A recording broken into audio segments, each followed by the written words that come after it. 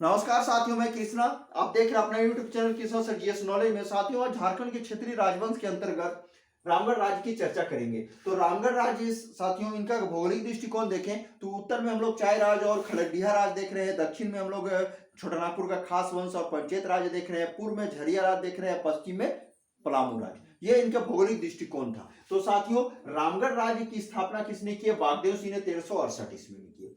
और बागदेव सिंह अपने बड़े भाई सिंहदेव के साथ नागवंशी नरेशों के दरबार में थे, किंतु बाद में नागवंशी शासकों से इनका मतभेद हो गया, जिसके कारण वे दोनों भाई बड़का गांव क्षेत्र में कर्णपुरा परगना में चले गए और वहां पर किसी स्थानीय शासक के युद्ध में पराजित करके कर्णपुरा क्षेत्र पर अधिकार कर लिया। धीरे धीरे उन लोगों ने क्या किया, अन्य परगनों में सारे अर्थात 21 परगनों क्षेत्र पर अपना अधिकार करके अपना साम्राज्य का विस्तार किया। बागदेव सिंह ने किसको राजधानी बनाया? तो सिसिया को अपना राजधानी बनाया और अपने साम्राज्य को अस्थायित्व प्रदान करने के बाद आप देखेंगे कि उन्होंने उर्दा को राजधानी बनाया। इसके बाद के शासकों की जानकारी का अभाव है साथियों। फिर भी हम लोग देखेंगे हेमंत सिंह 1604 से 1661 ईस्वी तक गद्दी पे बैठते हैं। इनके शासनकाल में सबसे महत्वपूर्ण बात यह है कि इन्होंने उर्दा के स्थान पर बादाम को राजधानी बनाया। फिर साथियों देखेंगे कि दलेर सिंह इंपोर्टेंट शासक थे। 1667 से 1724 ईस्वी रामगढ़ राज्य के शासक बने। रामगढ़ राज्य इनके समय में अभूतपूर्व प्रगति हुई और इसके समय मुगल काल और उत्तर मुगल काल दोनों था, अर्थात ये मुगल काल और उत्तर मुगल काल के समकालीन शासक थे। तो मुगल काल में उस समय शासन अगर देख रहे तो औरंगजेब शासन कर रहे थे और उत्तर मुगल काल में देखेंगे तो बहादुर शाह जफर प्रथम, यादार शाह, फर्रुख सियाज, ये सभी शासन कर रहे थे। तो साथियों, ये सारा चीज अगर हम लोग बात करें कि इन्होंने अर्थात दलेर सिंह ने क्या किया, अपने स्थान में सबसे महत्वपूर्ण कार्य इन्होंने बादाम की जगह रामगढ़ को राजधानी बनाया। अब ऐसा क्या कारण था कि बादाम की जगह रामगढ़ को राजधानी बनाया?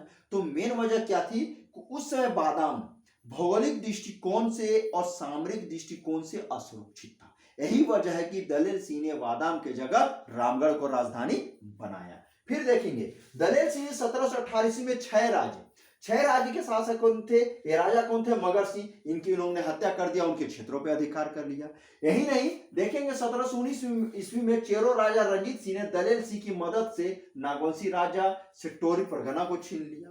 अब ये मगर सिंह जो 6 राजे थे, इनके बेटे थे रणभस्त खां। तो 1724 में मगर सिंह के पुत्र रणभस्त खां ने दलेर सिंह को युद्ध में पराजित करके पुनः अपने खोए हुए क्षेत्र को पुनः प्राप्त कर लेते हैं।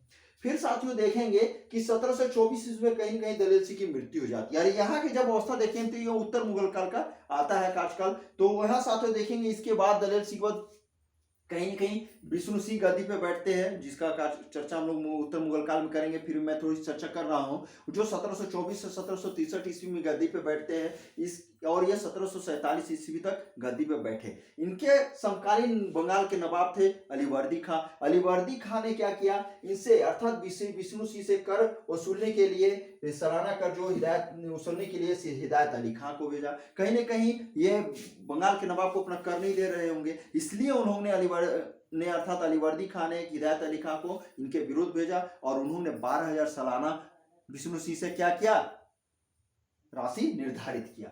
इसके बाद साथियों देखेंगे 1747 ईस्वी में भास्कर राव के नेतृत्व में मराठों ने इनके राज्य पे आक्रमण किया। यही नहीं, अगर देखें साथियों 1751-52 ईस्वी में नहरत समैया के जमींदार कामगर खां ने रामगढ़ राज्य पे भी आक्रमण किए थे। तो ये हो गया आक्रमण करने की बात। लेकिन 1763 ईस्वी में बंगाल के नवाब कौन थे उस समय? तो मीर कासिम थे। मीर कासिम कौन था उस समय? मीर जाफर का दामाद थे जो बंगाल के नवाब बने थे। अब बंगाल के नवाब मीर कासिम ने क्या किया कि मरकत खां और असुदुल्ला खां के नेतृत्व में रामगढ़ नरेश के विरुद्ध सेना भेजा। ऐसा इसलिए क्योंकि विष्णु सिंह क्या कर रहे थे, नवाब के विरुद्ध षड्यंत्र कर रहे थे, काज कर रहे थे। और इन दोनों अर्थात मरकत खां और असदुल्ला खां ने इनके विरुद्ध आक्रमण किए और उन सारे क्षेत्रों को पुनः जीत लिए और जिस क्षेत्र को ये हड़प लिए थे विष्णु सिंह, उन क्षेत्रों को उन लोगों को सौंप दिए जिनके वो क्षेत्र थे। इस तरह साथियों ये क्षेत्र रहा। और साथ ही इतना ही नहीं, देखेंगे साथियों कि विष्णु सिंह के बाद जो गद्दी में मुकुंद सिंह बैठते हैं और रामगढ़ की गद्दी पे बैठते हैं और उन्होंने क्या किया था, 6 राज्य को फिर से आक्रमण करके रामगढ़ राज्य में मिला लिया था। ये तो इस समय की सारी जानकारी। यहां पे एक चीज है साथियों कि शिवदेव सिंह, अर्थात यहाँ बागदेव सिंह का भाई जो शिवदेव सिंह देव सिंह थे, जो नागवंशी नरेश के अधीन दोनों थे, लेकिन यही जो शिवदेव सिंह है, शिवदेव सिंह के वंशज थे 1772 से 1780 ईस्वी में रामगढ़ राज्य पे शासन कर रहे थे। इसके समय में अर्थात ये शिवदेव के वंशज जो हो गए राजकुल की दूसरी शाखा शासन इस समय रामगढ़ में स्थापित किए। अब शिवदेव सिंह के वंशज ने क्या किया, इचाक को राजधानी बनाया। ठीक है साथियों, किसको बनाया, इचाक को राजधानी बनाया। फिर देखेंगे साथियों 1880 में रामगढ़ राज्य का शासन का बागडोर राजकुल की तीसरी शाखा के हाथों में चली गई। यानी पहली शाखा देखें हम लोग बागदेव सिंह, दूसरी शाखा इनके बड़े भाई के वंशज शिवदेव के वंशज, या तीसरी शाखा एक तीसरे कुल की शाखा में चली गई। अब इस शासक अर्थात तीसरी शाखा के जो प्रथम शासक हुए ब्रह्मदेव नारायण सिंह हुए। तो ये रामगढ़ राज्य के वंश के तीसरी शाखा थे। और इस शाखा अर्थात तीसरी शाखा का जो राजधानी था वो पदमा था। अब पदमा कहाँ है साथियों, तो हजारीबाग से 22 किलोमीटर दूरी पर स्थित है। और यही पदमा पर देखेंगे साथियों 1912 ईस्वी में पुलिस प्रशिक्षण केंद्र, पुलिस ट्रेनिंग सेंटर स्थापित किए गए। और एक चीज साथियों, पदमा जो देख रहे हैं हजारीबाग से 22 किलोमीटर दूरी पर स्थित है, यह अवशेष अर्थात पदमा का जो किला है उनका यह राजधानी रहा था उस समय, उसका अवशेष आज भी वर्तमान में है, स्थित है। और साथियों आगे चल के देखिए तो 1937 ईस्वी में कामाख्या नारायण सिंह रामगढ़ के शासक बनते हैं।